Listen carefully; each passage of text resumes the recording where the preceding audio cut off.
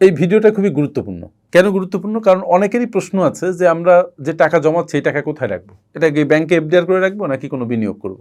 ব্যাংকে রাখলে কি সুবিধা, বিনিয়োগ করলে কি সুবিধা? যদিও যারা খুবই প্রশিক্ষিত তারা জানেন, যারা পড়াশোনা করেন তারা জানেন, কিন্তু অনেকেই এই ব্যাপারে সতর্ক না থাকার কারণে তাদের জিনিসটা নিয়ে ভাবতে হয়। এবং আমার এই ভিডিও মূলত তাদের জন্য যারা একটু দ্বিধায় থাকেন যে টাকা কোথায় রাখবেন, ব্যাংকে রাখবেন নাকি বিনিয়োগ করবেন। প্রথমে আমি একটু ব্যাংকে টাকা রাখার সুবিধা অসুবিধা নিয়ে একটু 2 মিনিট কথা বলি, তারপরে বিনিয়োগ নিয়ে কথা বলি। ব্যাংকে যদি আপনি টাকা রাখেন তাহলে কি আপনি এফডিআর ফর্মে রাখতে পারেন, ডিপিএস ফর্মে রাখতে পারেন, প্রতি মাসে মাসে সঞ্চয় করতে পারেন, ব্যাংকে সেভিংসে টাকা রাখতে পারেন, অনেকে কারেন্ট অ্যাকাউন্টে টাকা রাখেন। তাহলে এই টাকা রাখার সুবিধাটা কি? সুবিধাটা হচ্ছে যে যদি আপনি খুবই ভালনারেবল ব্যাংকে না রাখেন তাহলে আপনার টাকাটা নিরাপদ থাকবে। 2 নম্বর সুবিধা হচ্ছে যখন তখন চাইলে আপনি টাকাটা উঠাতে পারবেন। কিন্তু ডিপিএস করলে এটা একটা লং টাইম ধরে আস্তে আস্তে জমা করবেন, যেহেতু যখন তখন উঠাতে পারবেন কিন্তু আপনার লস হবে। এফডিআর করলেও এখন একদিনের মধ্যে টাকা দিয়ে দেয়, তবে it is more liquid, rate of interest is poor. সত্যি কথা বলতে কি এটা আপনার ইনফ্লেশনকে কভার করবে না।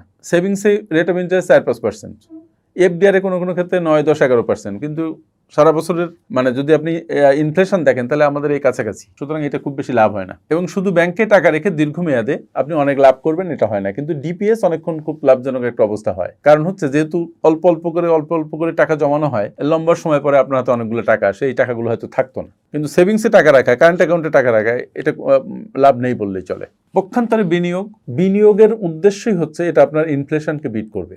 ইনফ্লেশন যদি হয় 9-10%, বিনিয়োগে আপনি 15-20% আর্ন করতে পারেন। তবে সেই ক্ষেত্রগুলো আলাদা। যেখানে রিস্ক বেশি সেখানে রিটার্নের পরিমাণ বেশি, যেখানে রিস্ক কম সেখানে রিটার্নের পরিমাণও কম। যেমন ধরেন আপনি গভর্নমেন্ট সঞ্চয়পত্রে বিনিয়োগ করবেন, এটা একটা ফিক্সড রিটার্ন। ট্রেজারি বন্ডে বিনিয়োগ করবেন, একটা ফিক্সড রিটার্ন। বাট আপনি গোল্ডে বিনিয়োগ করবেন, রিটার্ন ইজ হাই। আপনি স্টক মার্কেটে বিনিয়োগ করবেন, রিস্ক ইজ ভেরি হাই, কিন্তু সেখানে আপনার রিটার্নও অনেক বেশি যদি আপনি বুঝে শুনে কিনতে পারেন। আবার ফকির হয়ে যেতে পারেন যদি আপনি না বুঝে কিনেন। আপনি মিউচুয়াল ফান্ডে বিনিয়োগ করতে পারেন। এখন অনেকে স্ট্র্যাটেজিক ইনভেস্টমেন্ট প্ল্যান মানে এসআইপি সেখানে ইনভেস্ট করছে। এখানে ওই ডিপিএস এর মতো আপনি প্রতি মাসে টাকা দিয়ে যাবেন। এটা একটা ভালো রেট দিচ্ছে, হয়তো 12-14-15% রেটও আপনি পেতে পারেন যদি কোনো ভালো অ্যাসেট ম্যানেজমেন্ট কোম্পানিতে আপনি ইনভেস্ট করতে পারেন। আপনি ল্যান্ডে বিনিয়োগ করতে পারেন, যদিও যখন তখন আপনি সেই টাকা উঠাতে পারবেন না, এটা আবার সময় লেগে যায় বিক্রি করে টাকা বের করতে। আর এজন্যই যদি আপনি টাকাকে নিরাপদ রাখতে চান, টাকাকে বাড়াতে চান এবং বিনিয়োগ করে আপনি আর্থিক স্বয়ংভরতা অর্জন করতে চান, তাহলে ব্যাংকে টাকা রাখা ইজ নট এনাফ। আপনার পোর্টফোলিওকে এমনভাবে সাজাতে হবে যেন বিভিন্ন সেক্টর দিয়ে আপনি এটা সাজাতে পারেন। এটা আপনার বয়স কেমন তার উপরে নির্ভর করে। আপনি যদি আপনার ইনভেস্টমেন্টের পুরো নিরাপত্তা চান তাহলে আপনার real estate, gold, mutual fund, stock market, even business, এই সব জায়গাতে ভাগ করে বিনিয়োগ করতে হবে। আপনার পোর্টফোলিওকে খুব পেশাদারিত্বের সাথে সাজাতে হবে। It is not easy. এটা সাজাতে আপনার সেই পরিমাণ জ্ঞান লাগবে অথবা কোনো পেশাদারের হেল্প নিতে হবে। সবসময় মাথায় রাখতে হবে যেখানে রিস্ক নাই সেখানে রিটার্ন কম, আর যেখানে রিস্ক বেশি সেখানে রিটার্নও বেশি, কিন্তু আপনাকে বুঝে শুনে রিস্ক নিতে হবে। রিস্ক যেন হয় ক্যালকুলেটিভ রিস্ক। আপনি যদি সমুদ্রের মধ্যে ঝাঁপ দেন তাহলে বাঁচার সম্ভাবনা কম, কিন্তু আপনি যদি পুকুরে ঝাঁপ দেন তাহলে বাঁচতে পারবেন। সুতরাং আপনি বুঝবেন যে আপনি কোথায় ঝাঁপ দিবেন, ওই ঝুঁকিটাকে আপনি ম্যানেজ করতে পারবেন কিনা। ঝুঁকি এড়াতে পারবেন না, ঝুঁকিকে ম্যানেজ করতে হবে।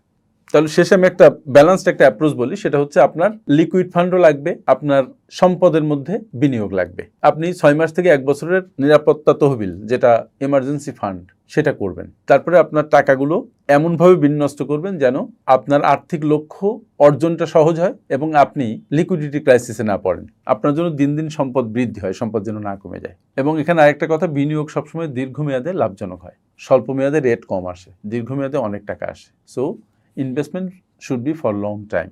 এবং ঝুঁকি আপনি নেবেন আপনার সামর্থ্য অনুযায়ী, ক্যালকুলেটিভ একটা রিস্ক নেবেন, যেন আপনার সব টাকা শেয়ার মার্কেটে রেখে 2010 সালের মতো পুরা ফতুর হয়ে যাবেন না। আসলে সঠিক সিদ্ধান্ত নেওয়া মানে আপনার আর্থিক ভবিষ্যৎকে নিরাপত্তার দিকে নিয়ে যাওয়া। আপনার আর্থিক প্ল্যান করা দরকার, আপনার সঞ্চয় করা দরকার প্রতিনিয়ত, এবং বিনিয়োগও প্রতিনিয়ত করা দরকার। Emergency fund is a must.